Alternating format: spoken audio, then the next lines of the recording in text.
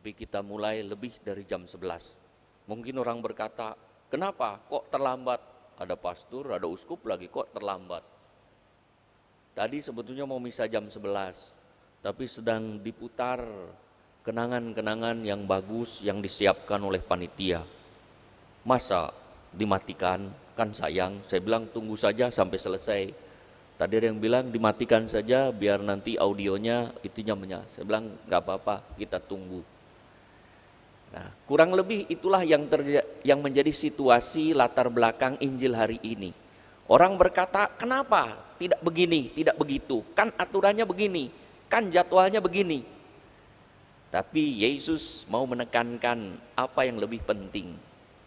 Di balik yang terjadi, sebagaimana tadi, di balik usaha video itu ada kasih kepada orang-orang yang meninggal. Ada duka yang dalam yang ingin dibagikan kepada kita semua. Saya tadi melihat di sana kesaksian, beberapa kesaksian, kata-kata dari suami, dari teman-temannya.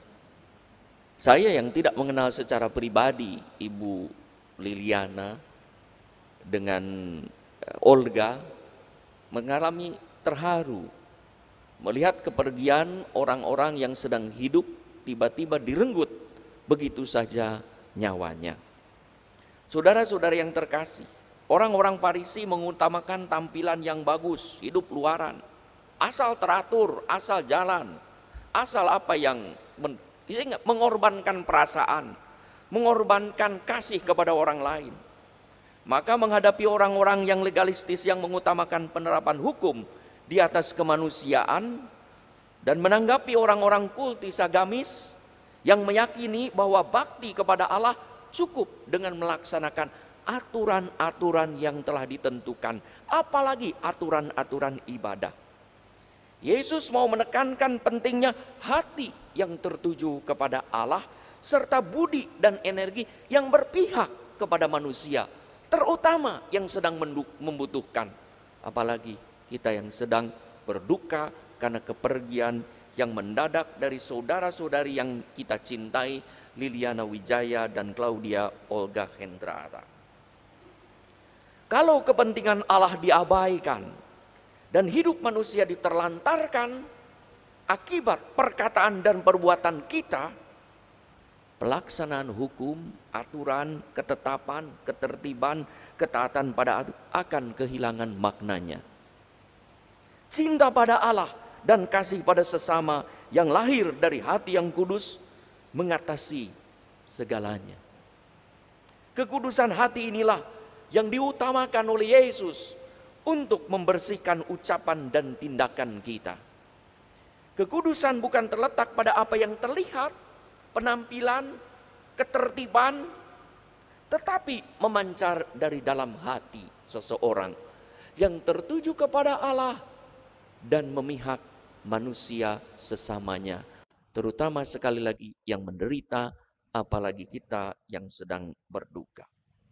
Maka kenajisan bagi Yesus terjadi saat hati manusia kotor, bukan barang-barang tidak dibersihkan, menjadi budak nafsu.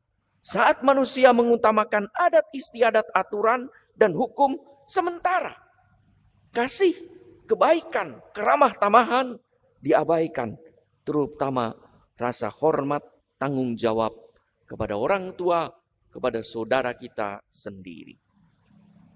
Saudara-saudari yang terkasih, kepergian Ibu Liliana Wijaya dan Olga Hendrata yang tak terhindarkan, tak mungkin kembali. Kenangan-kenangan manis tadi dibacakan juga oleh keponakannya dengan bagus dan oleh sepupunya, bahwa Tante Liliana Cide, Tante Cide menjadi ibu bukan hanya bagi anak-anaknya tetapi bagi banyak orang. Dan itulah panggilan Tuhan kepada kita, menjadi ibu bagi siapapun, terutama yang membutuhkan. Kalau kita berhasil melayani orang, dekat dengan orang yang jauh di sana, bagaimana dengan anak-anak kita, dengan saudara-saudara kita, dengan keponakan-keponakan kita?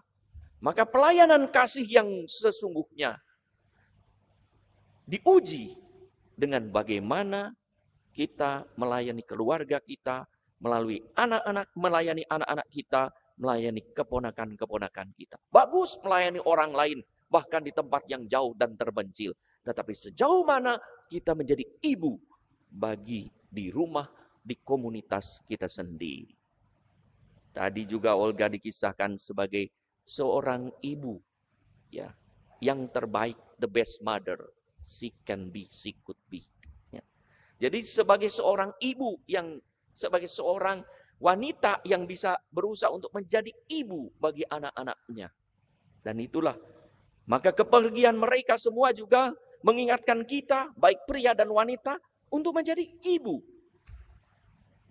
Yang menciptakan kehidupan, melindungi kehidupan, dan membesarkan, mendidik banyak orang untuk menjadi makin dekat dengan Tuhan. Bagaimana Maria? Bunda Maria mendidik Yesus sedemikian rupa. Itulah panggilan kita untuk menjadi ibu bagi siapapun. Dikatakan di dalam Injil Lukas sangat bagus. Lukas 2:52.